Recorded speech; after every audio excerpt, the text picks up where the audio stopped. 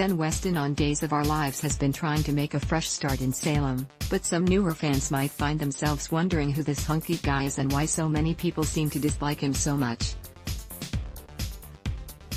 Well, that's where we come in. We'll explain his background and why redemption has been so difficult for him to achieve, may have something to do with all those folks he killed. Who plays Ben on Days? The character was introduced in February of 2014 with Justin Gaston in the role, although he was replaced with Robert Scott Wilson in April of that year. Wilson got his big break as the first male model on The Price is Right and later played Peter Cortland in the online revival of ABC soap All My Children before joining the cast of Days. What happened to Ben? Shortly after his arrival in Salem, Ben became smitten with Abigail Devereaux, and comforted her after her cousin, Nick, was murdered. Despite everyone trying to keep them apart by revealing Abigail's sordid past, Ben assured her he didn't care. But when Chad Tamara provoked him by mentioning his romantic past with both Abigail and Ben's sister, Jordan Ridgway, Ben snapped and beat him up.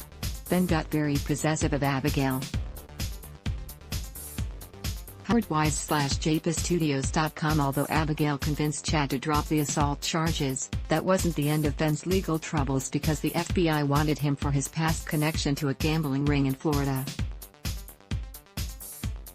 Luckily, his father, Clyde, had plenty of underworld connections and managed to get the club manager killed in prison before he could testify against Ben. Who did Ben kill?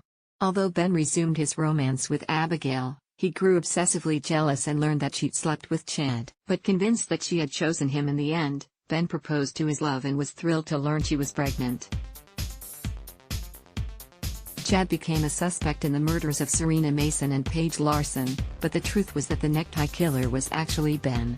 When Will Horton stumbled upon the truth, Ben was forced to strangle him as well. Confronted by Chad, Ben beat his rival into a coma, then claimed self-defense.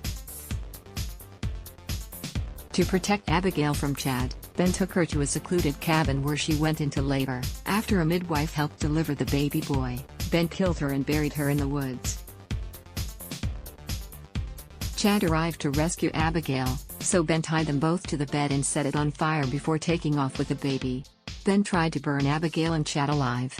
xjjohnson/jpstudios.com. Thankfully, Ben was captured and Chad and Abigail escaped to rescue her son, who was later revealed to be Chad's baby, not Ben's. Ben faked being incoherent and suffering from a breakdown, so he was put on a suicide watch and later sent to a mental hospital where he was locked up.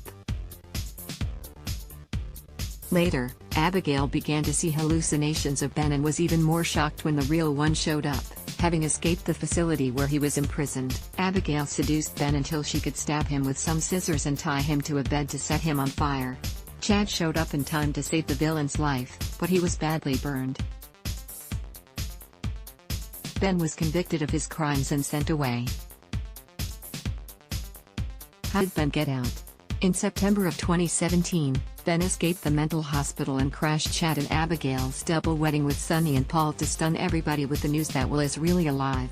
Unfortunately, when Will was brought back to Salem, he had amnesia, and Sonny had the crazy idea that having Ben reenact his murder of Will would help bring back her son's memories. Naturally, it didn't work, and Ben was locked away again. Sierra believed Ben was cured, but she wasn't falling for the pull my finger gag. xjjohnson/jpstudios.com. Ben and Sierra. But then Ben was released with a clean bill of health, and everyone was skeptical that he was genuinely cured. He found Sierra Brady on the side of the road after she crashed her motorcycle, and nursed her back to health in an abandoned cabin. She was initially terrified of the killer but soon came to believe he was actually cured, even defending him when the cabin caught fire and he was suspected of nearly killing her. As Sierra and Ben grew closer, Hope Brady grew more determined to protect her daughter from the psycho. Sierra wasn't thrilled when he took a job working at the DiMera mansion for Stephen DiMera, and even though Ben and Sierra have tried to steer clear of each other, neither of them were able to resist their feelings and finally gave in and made their relationship official. Ben's sister, Jordan, returned to Salem and believing her brother to still be dangerous, kidnapped Sierra and tried to burn her alive herself. Jordan was diagnosed with a psychotic break and sent away for treatment. Claire Brady also tried setting Ben up for a series of crimes, but once exposed was also sent away to a mental hospital. Jordan returned again, given a clean bill of health herself, but she was still up to her old tricks, attempting to poison Sierra and landing Rafe in the hospital. But after a time jump of 1 year, Ben was in prison for Jordan's murder. Sierra was desperate to get her true love out of jail, but the judge sentenced him to death by lethal injection. With his father's help, Ben was able to escape from prison and Sierra tried to help him, but Rafe found him and brought the convict back to prison to face his death sentence. Sierra learned the identity of Jordan's real killer, Christian Maddox, who was now calling himself Evan Frears, and quickly called to stop the execution before it was too late. Sierra's family wasn't as thrilled at the news as she was. XJJohnson/JPaStudios.com. Now a free man again, Ben got himself a job at a garage working alongside Stefan lookalike Jake Lambert, who was later revealed to be the Tamara's long-lost twin brother. He also popped the question and got engaged to Sierra, but as their wedding neared, he grew suspicious that Claire, who claimed to have reformed, was actually the one behind all the sabotage. But things took a decidedly deadly turn when someone planted a bomb at the church that went off just after Ben and Sierra became man and wife. Ben was abducted by Eve Donovan, who wanted revenge and tried to brainwash him back into being a serial killer so he would murder Sierra and know what it felt like to lose someone you love. Thankfully, he was able to overcome her suggestions, but then Sierra was abducted by Eve's henchman, Vincent, who had his own reasons for wanting revenge on Ben. But when Vincent claimed to have shot Sierra and left her to die in a car explosion, it was Ben who wanted vengeance. Unable to accept that Sierra was truly gone, Ben was given hope when Susan Banks insisted she had a vision she was still alive. Eventually, he managed to track down where she was being held prisoner, but the building was blown up before he could get to her. After rescuing Sierra from the rubble, Ben was heartbroken that she had lost her memories of their love and was terrified of him because she still believed him to be a killer. Although he did everything he could think of to try and restore Sierra's memories, Ben also grew close with Claire Brady and they shared a kiss. Ben refused to sign divorce papers, so Sierra annulled their marriage and got engaged to Theo Carver. Ben arranged to kidnap her from the wedding and finally sparked her memories to return.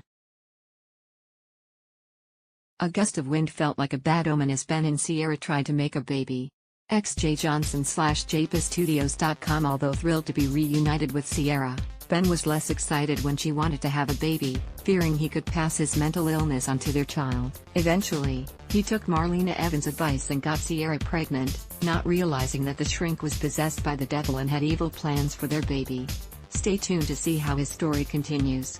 Adblock test: why?